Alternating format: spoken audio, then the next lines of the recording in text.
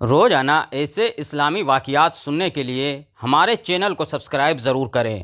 دوستوں، کفار مکہ اسلام اور مسلمان کے خلاف روز نت نئے منصوبے بناتے، لیکن انہیں ہمیشہ ناکامی ہی کا سامنا کرنا پڑتا۔ ایک روز ان کے بڑے بوڑھے مختلف منصوبوں پر غور کر رہے تھے کہ کسی نے مشورہ دیا کہ یہودی مذہبی معاملات میں زیادہ معلومات رکھتے ہیں، تو کیوں نہ ان سے حضرت محمد صلی اللہ علیہ وسلم کے دعوی نبوت کے بارے میں رائے لی جائے۔ سرداروں کو مشورہ پسند آیا اور ایک وفد مدینہ منورہ کے یہودیوں کے پاس روانہ کر دیا۔ حضرت ابن عباس بیان کرتے ہیں کہ قریش مکہ نے علماء یہودی کے پاس پیغام بھیجا کہ ہمیں حضرت محمد صلی اللہ علیہ وسلم کے متعلق بتائیں کہ ان کے دعوے سے متعلق تمہاری کتاب میں کوئی تذکرہ یا علامات ہیں کہ نہیں۔ اس پر یہودیوں نے جواب دیا، تم ان باتوں کو تو چھوڑ ہی دو، ہم تمہیں 3 سوالات بتاتے ہیں، اگر وہ ان کا درست جواب دے دیں تو سمجھ لینا کہ وہ ضرور اپنے دعوے میں سچے ہیں۔ نمبر 1، اس شخص کا حال بیان کیجئے جو مشرق و مغرب میں فتوحات کرتا چلا گیا۔ نمبر 2، ان چند نوجوانوں پر کیا گزری جو کافر بادشاہ کے خوف سے غار میں جا چھپے تھے۔ نمبر 3، روح کے متعلق بیان کیجئے۔ وفد وہاں سے خوشی خوشی واپس پہنچا اور اپنے ساتھیوں کو سوالات سے آگاہ کیا۔ وہ بولے، واقعی اس سوالات کے جوابات ایک امی شخص تب ہی دے سکتا ہے جب اس پر وحی آتی ہو۔ قریش نبی کریم صلی اللہ علیہ وسلم کی خدمت میں حاضر ہوئے اور 3 سوالات پیش کر دیے۔ انہی سوالات کے جواب میں سورہ کہف نازل ہوئی۔ مولانا ابو الاعلیٰ مودودی کے مطابق تیسرا سوال روح نہیں بلکہ حضرت موسیٰ اور حضرت خضر کے واقعہ سے متعلق تھا، جس کا تفصیلی جواب اسی صورت میں دیا گیا ہے۔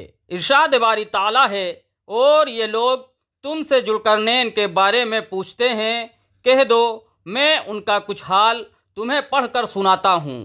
واقعہ یہ ہے کہ ہم نے ان کو زمین میں اقتدار بخشا تھا اور انہیں ہر کام کے وسائل عطا کیے تھے، جس کے نتیجے میں وہ ایک راستے کے پیچھے چل پڑے، یہاں تک کہ جب وہ سورج کے ڈوبنے کی جگہ پہنچے تو انہیں دکھائی دیا کہ وہ ایک دلدل جیسے کالے چشمے میں ڈوب رہا ہے، اور وہاں انہیں ایک قوم ملی۔ ہم نے ان سے کہا، اے ذوالقرنین، تمہارے پاس 2 راستے ہیں، یا تو ان لوگوں کو سزا دو یا پھر ان کے معاملے میں اچھا رویہ اختیار کرو۔ انہوں نے کہا، ان میں سے جو کوئی جرم کا راستہ اختیار کرے گا اسے تو ہم سزا دیں گے، پھر اسے اپنے رب کے پاس پہنچا دیا جائے گا اور وہ اسے سخت عذاب دے گا، البتہ جو کوئی ایمان لائے گا اور نیک عمل کرے گا تو بدلے کے طور پر اچھے انجام کا مستحق ہوگا، اور ہم بھی اس کو اپنا حکم دیتے وقت آسانی کی بات کہیں گے۔ اس کے بعد وہ ذوالقرنین ایک اور راستے کے پیچھے چل پڑا، یہاں تک کہ جب وہ سورج کے طلوع ہونے کی جگہ پہنچے تو انہوں نے دیکھا کہ وہ ایک ایسی قوم پر طلوع ہو رہا ہے جسے ہم نے اس کی دھوپ سے بچنے کے لیے کوئی اوٹ مہیا نہیں کی تھی۔ واقعہ اس طرح ہوا، اور ذوالقرنین کے پاس جو کچھ ساز و سامان تھا ہمیں اس کی پوری خبر تھی۔ اس کے بعد وہ ایک اور راستے کے پیچھے چل پڑے، یہاں تک کہ جب وہ 2 پہاڑوں کے درمیان پہنچے تو انہیں ان پہاڑوں سے پہلے کچھ لوگ ملے جن کے بارے میں ایسا لگتا تھا کہ وہ کوئی بات نہیں سمجھتے ہیں۔ انہوں نے کہا، اے ذوالقرنین، یاجوج اور ماجوج اس زمین میں فساد پھیلانے والے لوگ ہیں، تو کیا ہم آپ کو کچھ مال کی پیشکش کر سکتے ہیں؟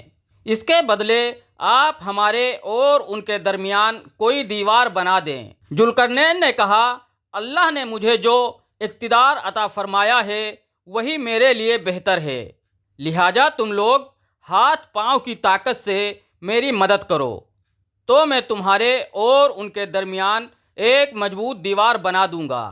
مجھے لوہے کی چادریں لا دو، یہاں تک کہ جب انہوں نے درمیانی خلا کو پاٹ کر دونوں پہاڑی سروں کو ایک دوسرے سے ملا دیا تو کہا کہ اب آگ دہکاؤ، یہاں تک کہ جب اس دیوار کو لال انگارہ کر دیا تو کہا کہ پگھلا ہوا تانبا لاؤ، اب میں اس پر اڑیلوں گا۔ چنانچہ وہ دیوار ایسی بن گئی کہ یاجوج ماجوج نہ اس پر چڑھنے کی طاقت رکھتے تھے اور نہ ہی اس میں کوئی سوراخ بنا سکتے تھے۔